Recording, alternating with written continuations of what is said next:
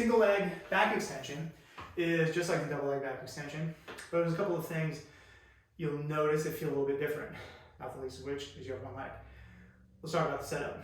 So your mileage may vary depending on what kind of back extension you have, but assuming it's roughly like this, you're gonna have a place for your feet, and there's pretty flexible tolerance here between, let's say, just underneath the hips versus a little wider.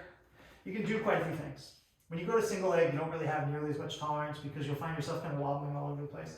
So the way I like to set this up is my feet are literally right next to each other. They are split, everything right down the path of this bar, and my hips are perfectly square. Once everything is good and comfortable there, I take my foot out, and then that's going to give me the best overall chance of feeling like I'm streamlined and not kind of kicking myself off to one side. As far as height of this pad goes, there's a temptation to make this too high. But the problem is that this blocks my hip, and now this is all low back. I'm really not bending at the hip. So this is confusingly called a back extension, but we're not extending the back necessarily. So for me, it ends up being here, I'm at 2 little dots. Again, your mileage may vary. And my threshold is I want my hip crease to be out and over so that I can fold. If you're gonna do single legs, chances are you're strong enough that this is all fine. Let me know if that's not the case. But once you've gotten to this level, this is hopefully a tolerable amount of tension on your hamstrings. From there, I go down for a full range of motion. Give a little setup once again. Kick my leg out.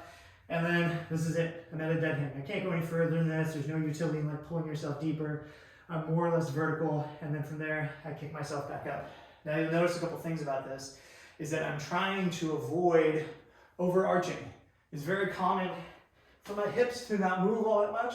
All of a sudden my head and back are like doing this little wobbly dance to get myself up versus if I think of truly bending and hinging at the hip while the rest of my body stays more or less intact.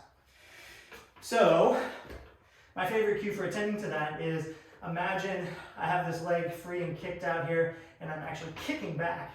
And so that's the action I'm going to use to initiate it. Thinking with my heel, driving my foot back, and boom, squeeze the butt, squeeze the hips, as opposed to lead up with my head.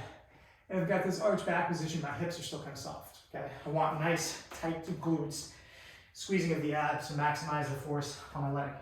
Adding load is pretty simple. I can grab anything, kettlebell, dumbbell, plate, doesn't matter. I'm gonna go the other leg because I feel a little fatigued there. And I just keep it close, and I go for it, okay? Pretty straightforward. There's not a whole lot else to account for, just as long as you're not letting that weight kind of fly away from you, bang into the ground and stuff like that. So once you reach your milestone on 2 legs, we switch to 1 leg. We try and keep all of those cues intact, and then we can add weight from there, and you can get very, very strong in your posterior chain just by doing this activity.